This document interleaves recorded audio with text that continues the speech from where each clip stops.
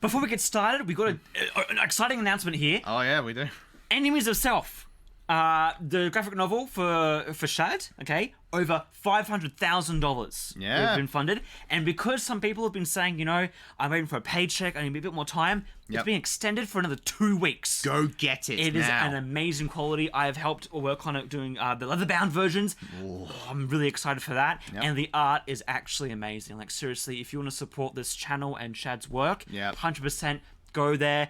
No expense was spared, man. No expense was spared. Audience. You can be confident in knowing what you're going to get is quality, whatever you choose. Like, so please, if you haven't already, from both of us, go get it. Go get it. Especially leather bounds. Yeah, so good. Anyways, let's get into the video. Let's begin.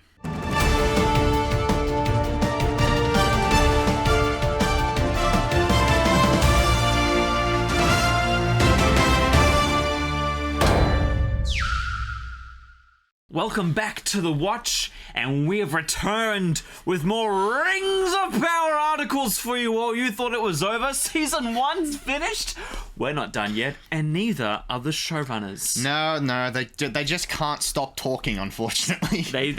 I think you would have to pay them to stop talking, but even then, they'd probably talk about that as well. Could someone do that at least? Amazon, you gotta shut them up. Yeah. At this point, it's a disaster. It doesn't... It's too much.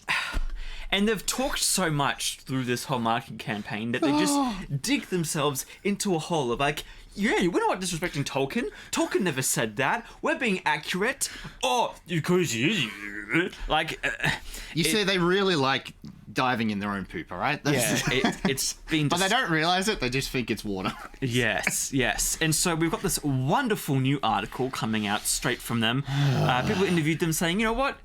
How was Season 1? What's the plans for Season 2? And we're going to dive into what they say and basically point out the hypocrisy or the absolute cringe that they say. Buckle in, because these showrunners, they are a gold mine of cringe. Wonderful content. Get your popcorn. Let's get started. Who is Sauron? Where is Sauron? Is that person Sauron? Really? That was your mystery? Yeah.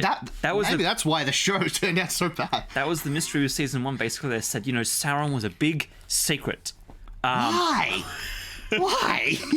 He's like the #1 villain. He's the reason things get initiated. All right, fine. Maybe you could have played it off, but... He's got so much manipulations he's got to do in the lore, and, well...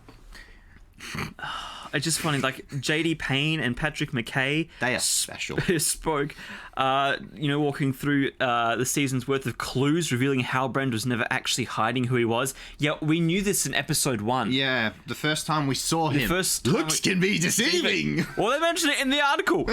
Virtually everything he said and did had a dual meaning that hinted at his actual identity, if you were watching closely. You didn't need to watch closely. No, you didn't. And it wasn't hinting!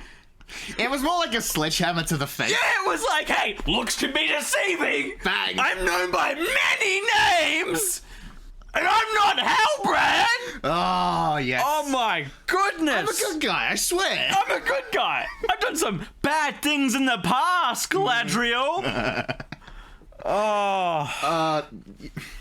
People, it's really bad. And it's just funny because they say here, like, did the cast know who Sauron was? Oh, come on. Please. Of course they knew. Showrunner's just like, it was very, very closely guarded. He didn't even know until through episode 2 or early episode 3 that he was was playing.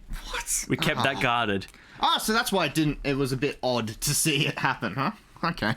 I had my suspicions all along, but there's a scene in the finale when Halbrand tells Galadriel, you believed in me when no one else did. Oh, stop it. It's That's not right Sauron. Before she figures out that he actually is Sauron, but it's clearly foreshadows that since she was alone in believing Sauron was still a threat. Was there a lot of threaded throughout just like... God... You know, do they not understand what initiated the Second Age? I mean, seriously. No, they don't. It was manipulations from Sauron. That's what did it. He was already with the elves. He was one of them, disguised as one of them, and was doing his thing. That's the reason everything happens, because then wars kicked off, and guess what? He then was in Numenor doing his thing as a disguised guy. It's so stupid. But they basically say, like, we gave them signals to the viewers to hint at it. Like, yes, in his very first shot, he's looking over his shoulder with one eye. Like the eye of Sauron. Hint, hint! And in episode 2, he says, the tides of fates are flowing. Yours may be heading out. What? That's the line that Galadriel says to Frodo when the ring comes into her orbit. Oh, so you are repurposing hacks. Thank you for confirming that. I'm glad you did. Because we had our suspicions, but now it's just nice to have that extra context. Because stop using the dialogue from the good books and films. Stop it. You don't deserve it. Oh, no. And then just the moment Kay says it, he's like, Oh, no. It gets crazier than that, okay? In his second line, he says, Looks can be deceiving. Wait, they thought that was subtle? yeah! Oh, come that was on. subtle writing there, ladies and gentlemen. That's not subtle. What the hell? These showrunners, they gotta be a liability at this point. They are! They are such... Why wouldn't you fire them? Well, You will save yourself so much more credibility if you just get rid of them. All right, fine, I get it. Amazon's ideological. They want the show to be ideological. Find other puppets, because these guys are especially bad. I think these are worse than the Halo writers. Oh, yeah, yes, because... But here's my thing. Yeah? I think the reason why they have people like this here is because it creates conflict and division in the fan base. And That's a fair the point. work culture loves that. They need a purpose to have that enraging anger. So if they can't get mad at something, then they can't have that ideology. And so by having people like this who are being complete idiots and making us angry, the work culture's like, yes, you're angry, you're making... That's how they feed off of people's energy, I think. Yeah, it's a shame that the tidal wave of anger hasn't really subsided. Because what did they think was... Who's defending this show? Who's game enough to do it? I'm sure there's a few out there. There's so many, like... Especially on our reviews, there's been people coming up saying, "Oh, you guys are just riding the wave of hate." It's like, well, no. If you actually look, The show is trash. List the consistent problems. All right. Not even talking about like the political strife that's happening in the culture wars. It's just a terribly written show. All right, it's that simple. It is not good. Yeah.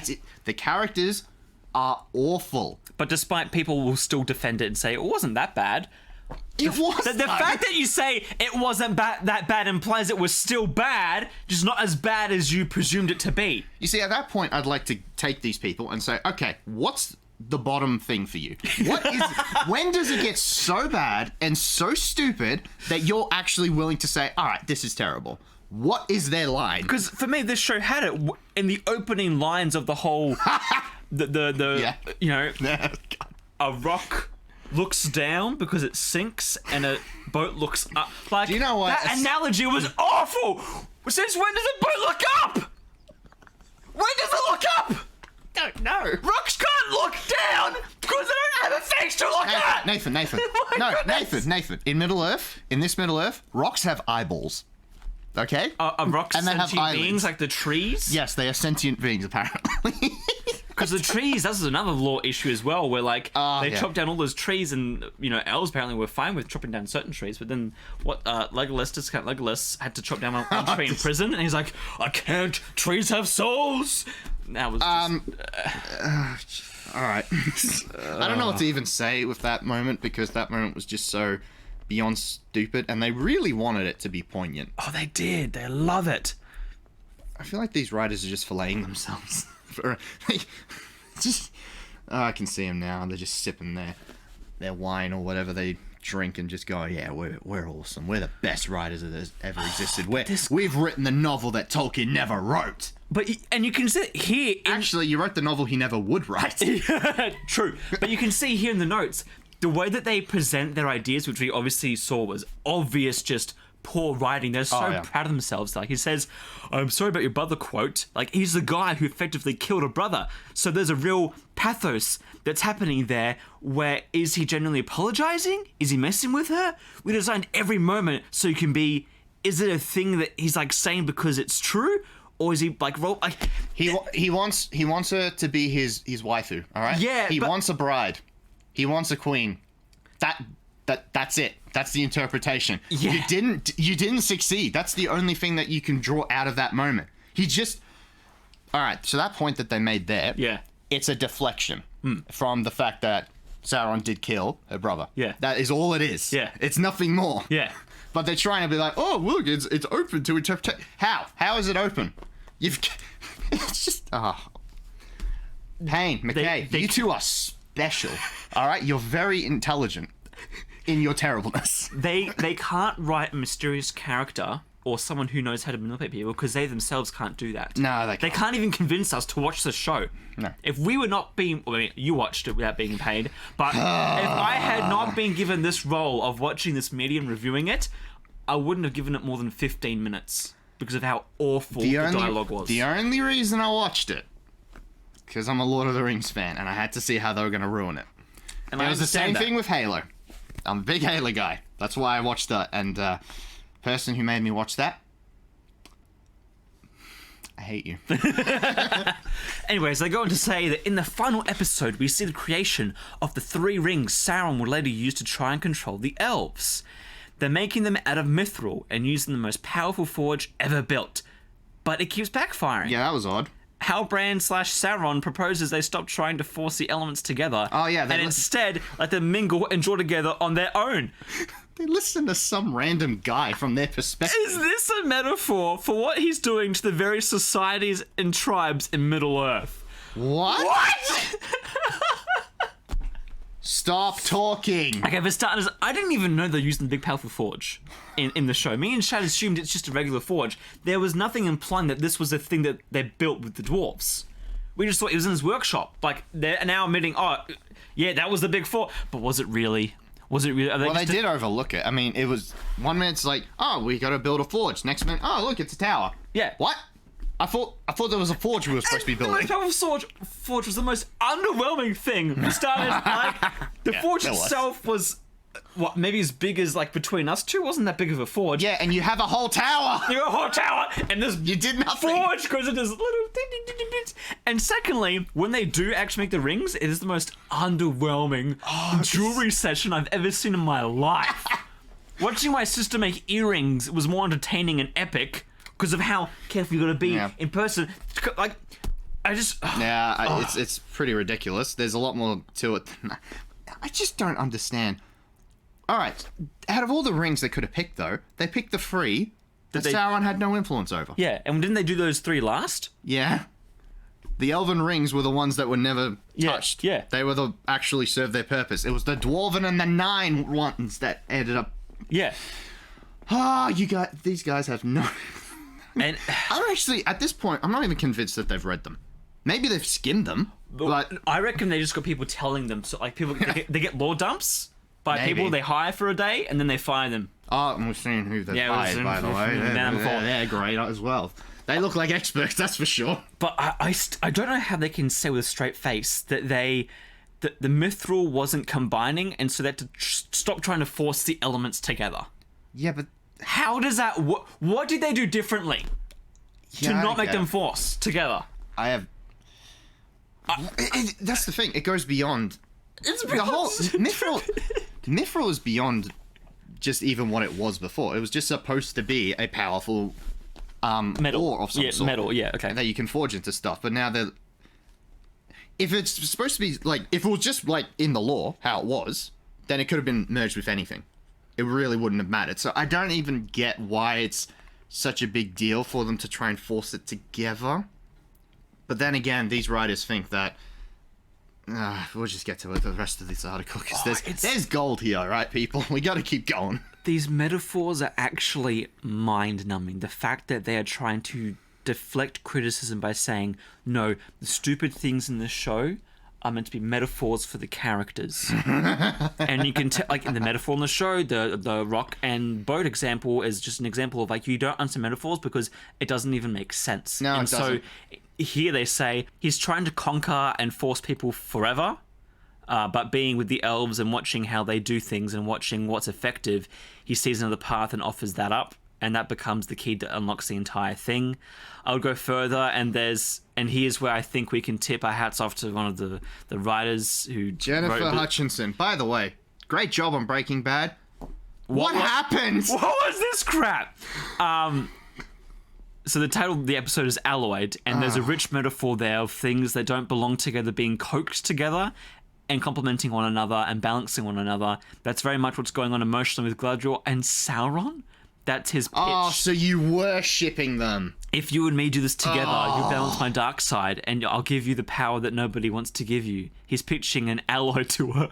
And that's what's happening with the rings. So congratulations, you found a way to character assassinate Sauron. How? What? This is... I am dumber for having read this part. That was what that was supposed to represent. Really? Really? Yeah. And what's done right is that they want this big overarching story with, Galadriel and Sauron. They need to alloy together and become this greater thing. How can we show that in the story in a symbolic way? Oh, no. Metals combine. Okay, that's good. Alloy, we'll do that. But you can't force them. But then no one steps up and says, hey, that doesn't make any sense because in reality, how do you force two metals to come together? You can't combine them harder. I mean, I guess you can. But you gotta understand, according to this show, you can. You can. By just dropping it in. Wouldn't they have done that in the first place? What made them... You would think they would. I want to see the example of them combining them forcefully and it not working, because I can't understand in my head how. Well, it doesn't matter. The metaphor is all that matters, all right? But it doesn't matter! Oh, my goodness. That's all that matters. These people are terrible. Okay, now here's what I thought would really get you going, all right? The interviewer asks, tell me about the origin of the Mithril myth. What was it? The song of ... Tolkien never explained the origin of Mithril. You absolute hacks! So having the characters say that this is an apocryphal gave you permission to invent a little bit, right? And then he says, definitely, especially when you're playing with such prominent elements of canon like the Silmarils, Mithril, the Balrog. Which, by the way, the Balrog, okay, that was pure, not even fan service. What would you call that? Can we call it dumb? Yeah, we can call it dumb. Can we just call it stupid? You want to make sure that you're giving yourself a little bit of wriggle room because of people having obvious strong feelings canonically. Would you consider what they did wiggle room? They jumped. They didn't try any at all. They just were like, so this is what Mithril is. This is where the Balrog was supposed to be. Voink, off you go. Bye-bye. We're doing our own thing. And that's what they did. Mithril is just a powerful mineral. All right? Or ore. That's all it is. That's all it ever had to be. It didn't have to be connected to the life force of the elves. What? I don't understand these people. They couldn't just have a simple thing that's part of this world and just keep it as it is. No, they had to do something completely out of the blue and completely just ridiculous with it. Mithril had nothing to do with the Silmaril. It was its own thing. But, these people, they get paid hundreds of thousands of dollars, maybe even millions, to write this drivel. Life's unfair. It's just funny that the defense is like, we wanted to make put a little bit of spice, extra spice on top of that, and say, does it actually have some kind of light that comes from beyond what mortal or even immortal beings could generate? You absolute morons. That's what I would call them. What do these people think they're trying to accomplish with this? It's just funny though. It's really stupid. Your comment before on saying how you had this very simple concept of Mithril is just a powerful metal. It's a strong ore. Yep. And they go and take this very simple concept and they go,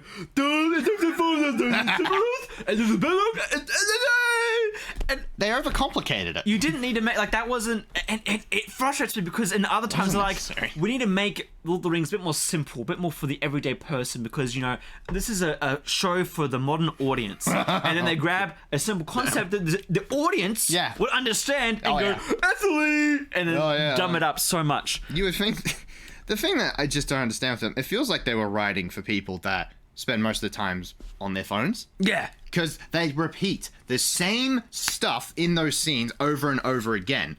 And they are just they beat you over the head with things. They don't let you think. Anyway. You're not allowed to think. You're not allowed. No, don't think when watching Rings of Power. No, don't think. Your brain will implode on itself. Yep. If it thinks when watching this show. Yep.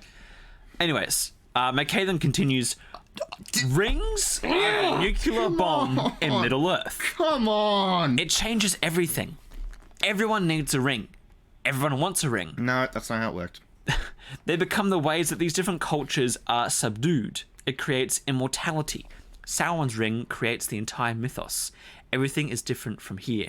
The One Ring defines everything for thousands and thousands of years. I just realised something. It defines the Second and the Third Age. And we're just trying to find ways to invest the process of this creation with as much richness and meaning as possible.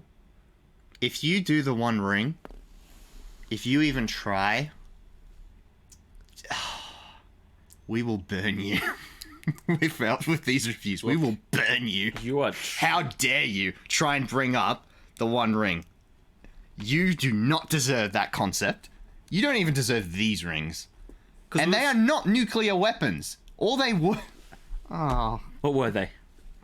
They were just supposed to be a way for the leaders of the different races to just have some power to lead the different peoples. That was it. It just... Sauron imbued them with different things that could ensnare them to his will. That was how it was. They're not nukes! Alright? Not everyone wants a ring. Having a ring is a curse. Everyone knows this. Oh, Galadriel even says it in the book. Oh, don't quote the book to them. Oh, I know, right? These people don't know how to read. They don't even know how to speak. And by doing that, they're saying that by making the rings nuclear bombs, it's finding ways to invest the process of this creation with as much richness and meaning as possible. What meaning? What richness? Because you took all the rich stuff that was in that lore and you threw it out the window. And did your own thing. Which was crap, by the way. I feel like you gotta keep hammering that in. Oh, and they talk about the dagger. Dagger. Oh.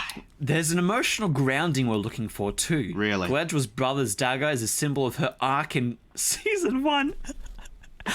Arc, you say? What arc? What arc? An arc implies... That's an arc right there, ladies and gentlemen. And usually that means of growth and development and change. When does she change? She does. The whole season, she's the same unbearable, consistent weight of frustration and stupidity. The Mary Sue of this season. There is no change, no arc, no growth. Giving up the dagger was like the most... I'm lost for words for my frustration now because they want to say that giving this dagger up was at all impactful to her. No, not at all. It was a bloody dagger. It's a nice knife. I like my nice knife. Oh, I gotta give up my nice knife. And the fact that, like, giving up the nice knife is meant to be more impactful than the fact that she finds out Sauron is Hellbrand. Right in front of your eyes, helping with, and... thanks for taking away Galadriel. That wasn't impactful at all either, just because there was... They took away Galadriel's perception. Yeah. That was like her main thing. That was her great power. Well done. Your character assassinated her. And you thought that was a journey? How was that a journey? It led from... Like you said, it's one giant circle. I start out as an arrogant bint. I end up as an arrogant bint. Nothing changes. No. And the stuff and she's still insufferable. Yeah, it's still insufferable. And the things that were meant to be impactful in the sense of the story, like finding out how Brand is Sauron. Yeah. She doesn't tell anyone that. Oh. Because guess what? There's no growth there. Because she's like, oh no, I was wrong. Have to hide that fact because I can't be wrong in front of anyone. I still don't understand why she didn't even tell anyone. You would want to. You'd be like, guys, don't do this. Sauron, like, and the fact that she was so adamantly geared towards finding and ending Sauron, and then she finds him, knows who it is, and doesn't tell anyone. And just says, you know what? Yeah, what he said just before, let's follow that plan. Let's make 3 rings. Like, it's beyond stupid. This show is dumb. There's no arc here. If anything, she's just getting dumber and dumber the more that she tries. Like, and more insufferable. Let's not forget how every line that she delivers is just irritating to the nth degree. And do we really have to talk about this stupid knife? This knife represents nothing. Well, the showrunners say it represents very... what I'd like to do to the show. I'd like to melt it. Well, McKay says it felt very emotional to us and felt like a fulfillment of her letting go, her putting up her sword. It's been the weapon she's used at every turn. She poured it... Oh, my gosh. And that's the thing. We could tell that... I knew they were going to use this to melt it down. Because of how frequently she used it. Like Shad said in previous videos. Oh, it's pretty obvious, took it out to point at a map and was like, do you see my dagger? Yeah, it's my dead brother's dagger, and I'd hate it if I lost it ever. That's about right, yeah. And it's a beautiful knife, I will admit, but... I just love the fact that... It's terrible. Her losing that for them is an arc. It's not. And it doesn't change her. That doesn't... Because someone loses a weapon doesn't mean that they... in their arc suddenly changed. It's the actual personality, the decisions and characteristics that make the arc. But you see, they think that her giving up the knife is letting go of the anger and the rage and all of that. But it's not there. You didn't earn it. If anything, here's the thing. Even the moment of them giving it up, is still stupid because she doesn't have a choice. Because all of a sudden she wants to make these rings. Yeah. So it's either give up the metal that's from Valinor that's been forged into this knife, or we can't do it. Which begs the question again, you know Sauron wanted these rings. Why are you doing it? Yeah. Why are you telling them to do it and giving them the necessary ingredient, according to this show, to do it? I also find it so funny where they're like... You wrote this, people! You wrote it! When they say that, like, we need a pure metal, something that's been refined, you have the best, what do you call to smelt the metal? The best forge. The best forge in all of Middle Earth. Yeah. And you can't make decent metal with it. You need the particular elven brand. Makes you wonder how the other rings are going to be forged. Yeah. What are they going to use? Aren't those... There's supposed to be 9 of them that ensnare people. Oh, no. What? And then Payne says, if you look at the dagger, it has 2 trees of Valinor in it. 2 trees of Valinor in it. Stop and they're just trying to... How dare you? So it's a symbol of her childhood melting. Oh, my goodness. What are we supposed to even say to this? Here's my... What?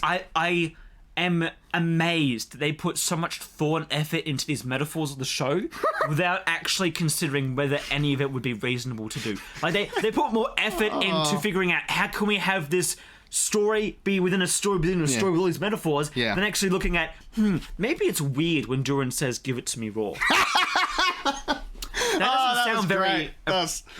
Maybe we should rewrite that. No, they don't care about that. They're too big-brained to like consider what normal dialogue is. They're too caught up in their own farce to go, all right, so her dagger is a metaphor for childhood. And all the right? 2 trees. And the 2 trees, which you got over here, and the Balrog, which won't be in the season. We're just going to have it there for the sake of it. Like... It just shows what they were focusing on. This is why the writing and just general story was awful, was because they were too busy trying to be bigger brained that they completely forgot how to do like basic 101 story. That didn't come across at all because, all right, if you're going to do like the whole 2 trees thing, to try and do that, why not just have it meld into the blade? Like the silver half and then a gold half. Maybe then I would have gotten it. But even then, it's such a... Why does it even matter trying to relate to the 2 trees? It's just because, lore fans, look, we're relating to the 2 trees. We know those. Yeah. No, you don't. You don't know the meaning of them. I bet they don't even know about the lamps, but... Oh, these people. How did they get Lord of the Rings? Oh, They do not deserve it. They do not deserve this world. Well, as they said when looking for cast members, you had to have Middle Earth in your eye. That's what they said. They said that we hire people with Middle Earth in their eye. Therefore, they're saying we pick and choose who we want based on what we want. Whether I reckon it's going to be very politically driven, ideologically driven, and I reckon that's how they got the show. Was that the showrunners, not showrunners, but the people who were giving them the money said, "All right, what are you going to push?" Which I want to know where that money went. Where did it go? It didn't go into the show. No, because I don't see it. 100% believe that there were. Well, okay, as well. I think this is tactical marketing on Amazon's part. They say it's a $1 billion show, but it's for all the seasons. It's not just this one season. So this wasn't this like 450. Like there were, it was a lot of money per episode. Don't get me wrong, but I wouldn't be surprised if there were big chunks of the pie taken out by other people that probably didn't do very much for the show. No, the three witches. The interviewer said that I wanted to ask you about the three witches who are hunting for Sauron. As they dissipate, I don't think they were killed. We see them illuminated as skeletal figures, one with the crown, and they look very much like the Ringwraiths to me. Am I reading that the right way? I cannot wait to hear what they say. Do you want to read what Payne says? Oh, yeah, let's do it. I think what you're reading is there are glimpses into the unseen world where the true form of something is revealed. Okay. You're seeing what is underneath the form that they've been presenting. Were they defeated or were they just temporarily vanished? I think that's a story point that people can be thinking about. No, we're not thinking about that because you made them look like Nazgul. So we're just thinking about, are they Nazgul? I just love the fact too that they're like, and they complete. By the way, they dodge that as well. Yeah. Yeah, that you see something underneath their form that they haven't been presenting. It's like I think I could tell from what they're presenting outwards that they were pretty people. Like they were creepy. They were creepy, ugly-looking people. I'm sorry if you were an actor or actress in that because there was one that looked like Eminem. Yeah, Eminem. I don't know what they were trying to do with this. It's clear they were just trying to do the Nazgul thing because it's Lord of the Rings. We got a copy. Well, yeah, exactly. The interviewer continues. It reminded me of the Peter Jackson films when Frodo puts on the One Ring and sees the Ringwraiths glowing on the same way. By the way, that's where I said, how dare you? Don't you dare mention Peter Jackson. They ignored him. They ghosted him. They ghosted. They were like, oh, we'd like you to consult on this. And he's like, okay, scripts. Come on. Give me the scripts. And then he was like, in an interview later, they never gave me the scripts. Yeah. I know, I reckon, I think even the actors didn't have all the scripts to them. Because, like how Brand says, he says he didn't know until the third or fourth episode, but then it really solidified at the very end when he actually says it. I am amazed that these actors went in without reading a full script. Well, there was the Morford Clark. She went in not even knowing who she was going to play. And didn't know anything about Galadriel. She was just some actress looking for a big thing. Yeah. And it just explains why she doesn't know anything about Galadriel and how to play her. Yeah. Yeah. Anyway, Payne says that that's him seeing into the unseen world. The ring takes you into that place where you can see the true form of things. But okay, that's one way to look at that whole exchange in that book and that movie. Yeah. That's odd, but okay. Yeah. I don't know. And then McKay says we're riffing on the visual language of that, but we also... Oh, so you admit it? Yeah, they did. But we also like the idea that there are different forms of magic in Tolkien. The visual storytelling hopefully suggests that these witches are lesser conjurers than one of the wizards would be and are bested here, but they escape in another form. Their true appearance in the world of the unseen is hideous and horrible, and some kind of magic is making them beautiful! Oh. Beautiful! What? You consider that beautiful? I want to stop living now. What? You're joking, right? So, I don't even know what to say. They consider them beautiful. They certainly look alien. I'll say that. I mean, if you consider alien beautiful, then sure. I think that tops this article, honestly. Them saying that those actresses were beautiful. You made them look ugly. You went out of the way to make them look ugly and just downright bland, and they were made to make you feel uncomfortable. They were not presented to be beautiful in any way. I'm sorry, And I don't know if they'll make you uncomfortable. I was more like, just go like, why is she moving like that? She moves like like a bloody spider. Uncomfortable. A spider movement will make you uncomfortable. And so... Oh, it's so dumb. Oh... Oh, the true appearance is... Oh... Oh no, don't you dare. While the visual language is a little similar to the Nazgul, it's copy and paste. Oh. We're also thinking about Macbeth. They're comparing themselves to Shakespeare. Are you...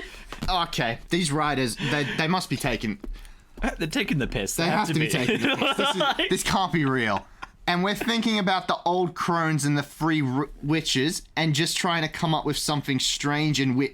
Congratulations, you come up with something strange and weird. But also they wanted to be beautiful, and it, like, again, the contradiction here between the two paragraphs, they're like, they're beautiful, strange and weird, but they're talking about the same context here. Like, they're not saying the different stages that witches were in. They're talking about the same awful stage where you know. At least we know, I can understand how these people wrote that show.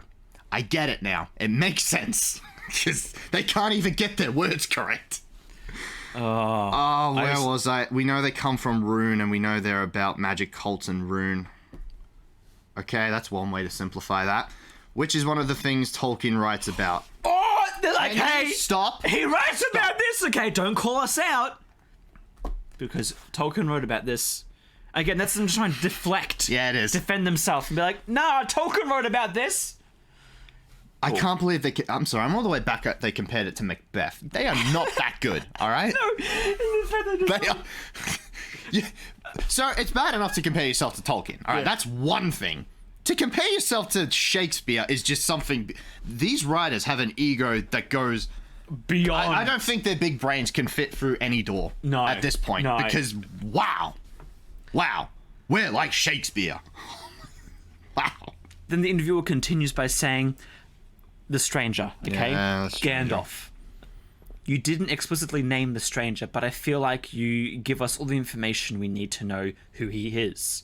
The final line in the season 1 is, always follow your nose, which is a famous Gandalf line. To me, that felt like your way of saying, yes, this is Gandalf, without saying, hi, I'm Gandalf. I'm looking forward to their response to this. All right, do you want to read How are they going to do it? He and Nori are going east. We know that the blue wizards went east. We know that Saruman has spent real time in the east. Really? You're trying to deflect already. Certainly he says some of those things and does some things that are very Gandalf-y, so the jury could still be out. Okay. Screw you. The jury's not out. You've made it very clear that it's Gandalf, all right? You can't try and go, oh, it's one of the blue wizards. All right, well, where's the indication? Where's the evidence as a blue wizard? Where's the indication that's Saruman? You can't... It's too late. You've already done the show. We know who it is. Yeah. The jury's out on that one. Yeah. We know. And the fact that we can figure out Halbrand from a mile away, don't try and act dumb with us. No, we know. Like, it's not a mystery. You can just be like, yes, he's... But the thing is, too... I reckon they're using it to deflect so that if people keep criticizing it, they'll be like, but it's not Gandalf. Like, it's a different wizard. It's not Gandalf. It's Gandalf, we know. It's Radagast. Oh, really? Really? But, yeah, they continue and say, this is a journey of discovery, and a name has not been a part of that yet. But it feels by the end of the season 1 like he is a Tolkien wizard developing a Tolkien relationship with a halfling that is akin to Gandalf and Frodo, or Gandalf and Bilbo. I think we'd be delighted. I think we'd be very delighted. Is that fair to say, JD? I mean... What? I mean... So basically, yes, he is. We're not saying that he's Gandalf, but he is Gandalf. Yeah, he's not Gandalf. Always follow your nose. Hangs with discount hobbits. That are psychopaths. They like killing people. Yeah, and Payne then says, absolutely. And the name, whatever it ends up being, will present itself at the time in which it feels the wizard has earned it. Oh, stop it. Stop. I don't think these guys would know anything about earning anything. Yeah. Because how do they get... I love the interviewer too. He's just like... All right.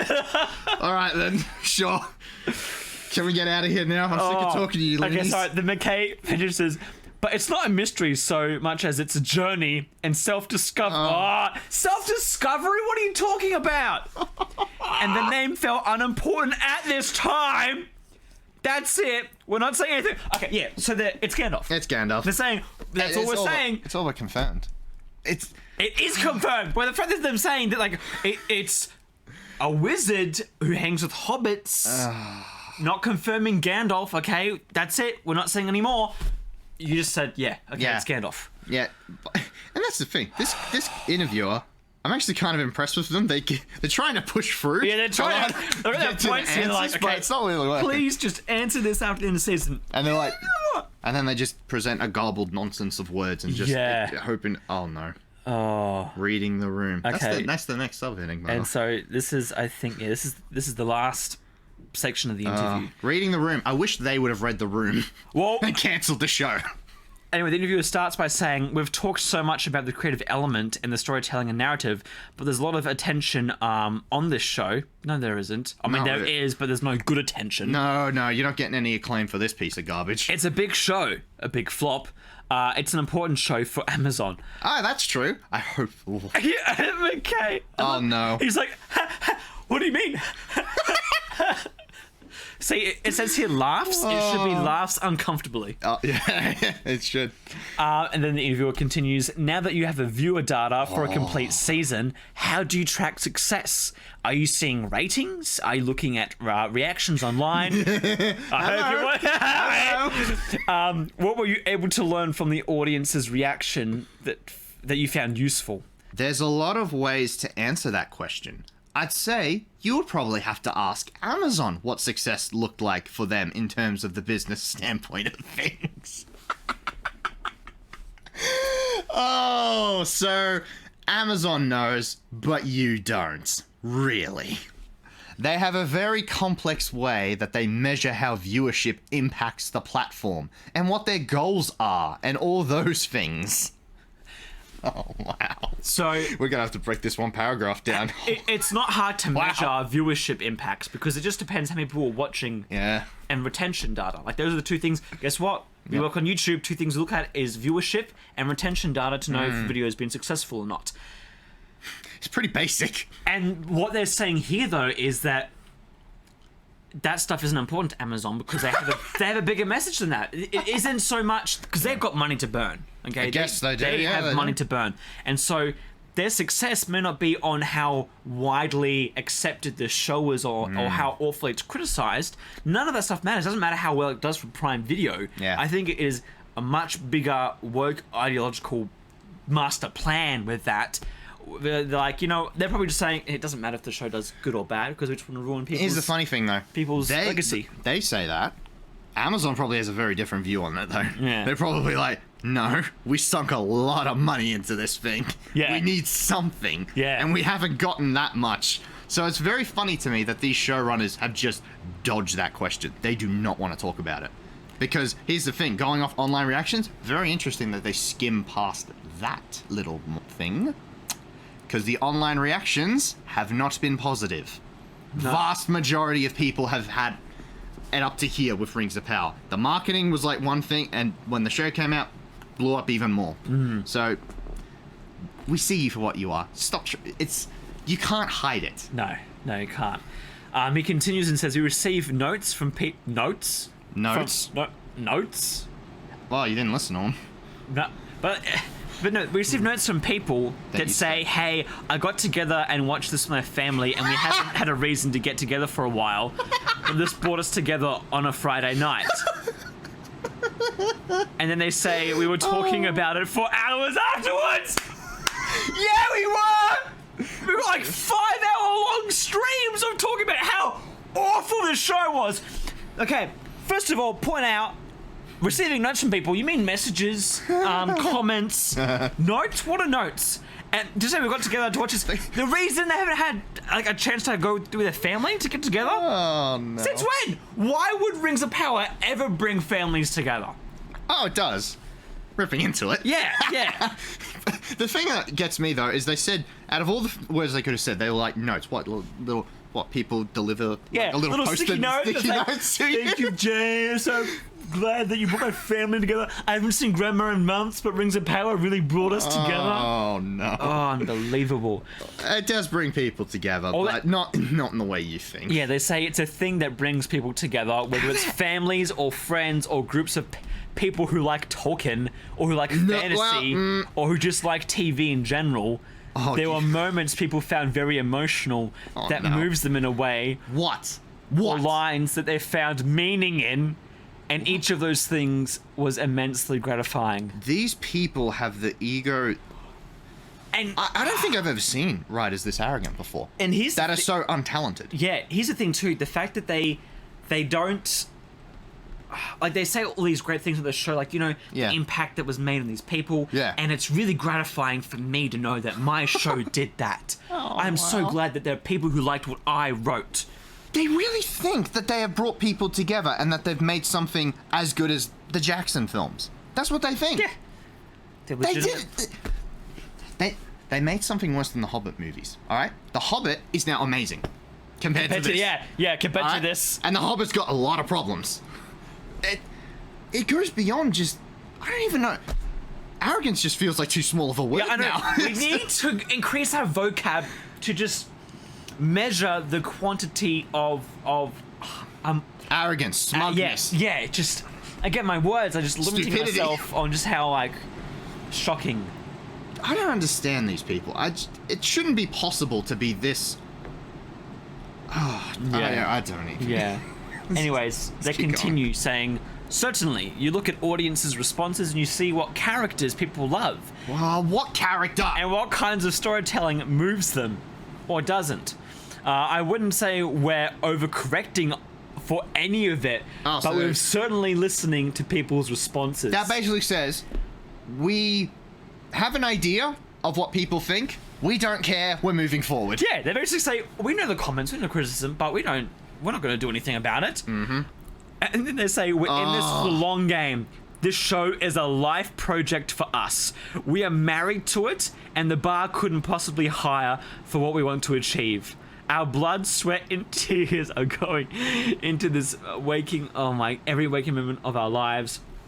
We want this thing to be delightful and emotional and exciting and thrilling and surprising and heartbreaking and romantic and all the things you want from Lord of the Rings. I didn't get any of those. Oh, wow. No, that's pure bullcrap. Those are lies right there. There was nothing. There wasn't any blood, sweat, tears, or any sort of effort put into a story. I would be shocked if this was a second draft. Honestly. Yeah, first draft, I think, as well. I think it's first draft. If anything, if this is true and you did put all that effort into this show, holy crap! You watch some YouTube tutorials on how to write. Go outside and talk to someone else that isn't in your little Hollywood bubble of social political correctness, and you'll understand that people don't talk the way that they talk in the Rings of Power. All you would have to do is talk to just go pick a random person off the street. Yeah. They could probably write better than you. Pick up a book! Oh, yeah. Read some Tolkien literature, and you'll know what to do! Yeah, don't skim it, or do audiobooks or anything. Well, audiobooks would be better, I think, actually. would be good. Don't skim it. They'd at least get the pronunciation right. Oh, yeah. Yeah. Mordor. So, that's Blood, sweat, and shocking. tears. You should be, you know what? You should be very, very concerned and very, how do we say, ashamed. Yeah. If that is your grade A effort. Because it doesn't show. In fact, I don't even know. It feels like this was just written on, like, some Post-it notes. Like, while they're, I don't know, having dinner with someone or ranting about Trump or whatever. Yeah. And then just, they'd take the notes and then stick them all together. It's like, all right, here's our script. This is what we're going to do. Yep. And then they just send it off to print. And then Tom Shippey comes in and is like, so where's the Tolkien in this? You're fired. Get out! Leave! Anyways, he continues, so I think in some ways the audience response we're a year ahead of. That because we saw it a year ago. We were like, here, it's really seeming to work, and here it's maybe not working as well as we might have hoped and thought it would. So to the extent there's a course correction, it's just us building on the strengths of the show and on the strengths of our actors and designers. Okay. Fire everyone. Amazon, if you're smart, you fire everyone, starting with these morons. Yeah, okay. Strength of the show, there wasn't any. Your characters were unbearable. The story went nowhere. Yep. Like, literally, you had the master plan for Sauron's people, for the orcs, to be opening a dam. That was the sequence. Okay, emotional payoff, 0 for that one. We had to get the intro to Mount Doom. We had to have that origin story, man. Oh. Because that's what we want from a Lord of the Rings show. We don't want, the interplay in how Sauron manipulated people. We don't want to see how he got the Harad or the Easterlings on his side. We don't want to see that. We want to see Mount Doom be created. Yeah. By somehow not killing everyone in the process. Okay, then they say the strength of our actors. I'm sorry, but it's sad to no. It's not sad to say because the cast have attacked people as well. They're terrible. They're terrible. A lot of them are bad. There's a couple that I would say are all right, but the material holds them back, so you can't even do anything there. A lot of them shut up because they're afraid to say the wrong thing in that climate. There was that video of the guy playing who was Durin, just keeping his mouth shut. He was just like, can't say anything to this Deezer actress because then I will be cancelled. See, he was one of the few that I actually thought was alright regarding acting. And I think... Same with his dad. Yeah, and I think the reason that, like you said before, that held them back was the writing, the story they had to present. Yeah. If they were given a good script, they would have been perfect dwarves. Let that sink in, writers. Without your script, they would be better off without you. Yeah. And then they finally say, and our designers. Yeah, the designers who made, scale mail print shirts. Not gonna show anything here. Yeah, I like you should get them on Teespring. I think the links are down there. And support us and not this awful show. Yeah, don't. And the designers, they were just the sets a lot of the times. Didn't you guys say like it was slightly upper budgeted Wheel of Time? Yeah, it was like Wheel of Time, but they got to have a free lunch, and so that money went into something like I don't know, like. Yeah, it was Wheel of Time just with a bit more money. Amazon, where fantasy goes to die. Yeah. And then finally you have this wonderful comment. Was there a response that surprised you? Do you want to read what McKay says? A little bit. Other than the extremes, which can be very loud, whether it's people who are like, love, love, love. What?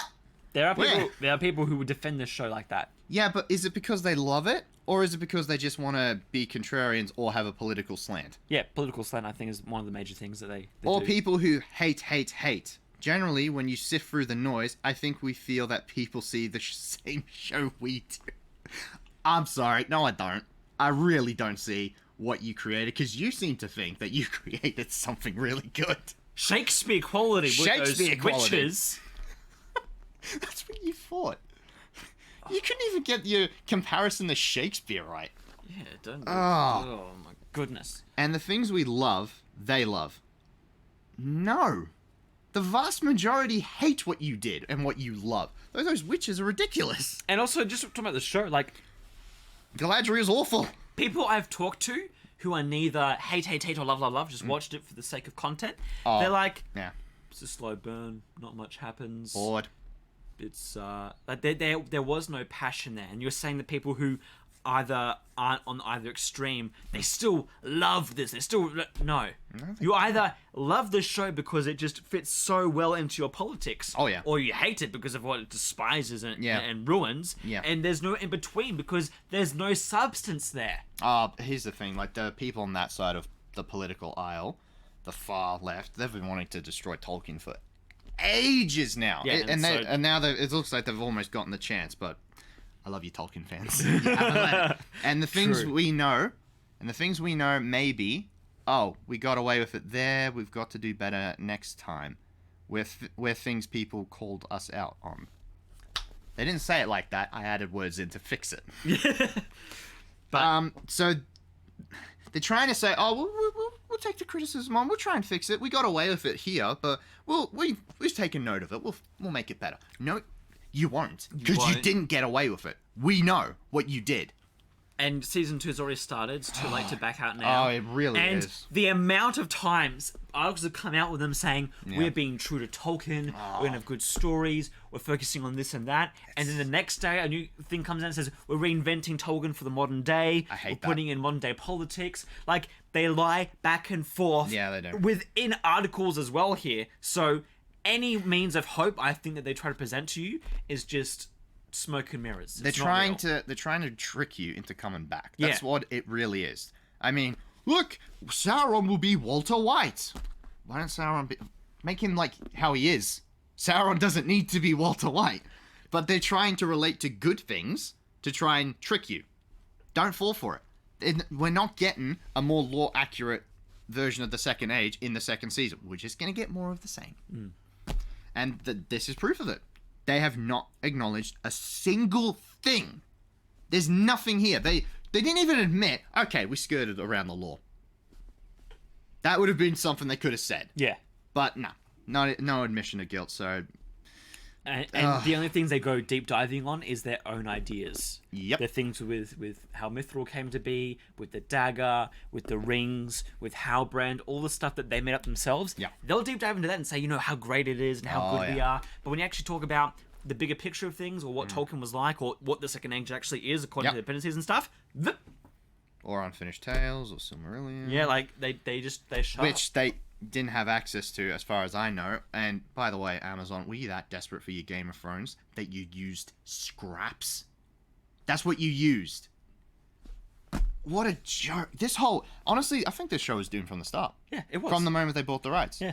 Because they went into it with the wrong mentality. Yeah. Whereas like Jackson, even with The Hobbit, I want to try and do Tolkien right. I want to try and present his work to people.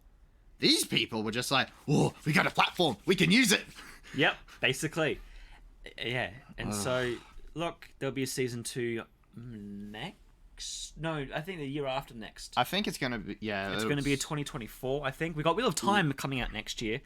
And basically, we're intertwined between these two fantasy shows until the end of time. Because I bet you want to see till the end finished. of Amazon. Hopefully Amazon dies, but that's unlikely. Man, we would celebrate so hard if Amazon's like, nah, we're shutting down Prime Video. There's no more. We're done. We'd be like, yes! We did it! The Crusade's over! I will drink a whole keg of medieval wine. But that's not going to happen. Instead, we're going to have to watch more of this drivel. Yes, but you know what? Get ready for Nazgul. That's what we do at Night's Watch. We always stay on watch.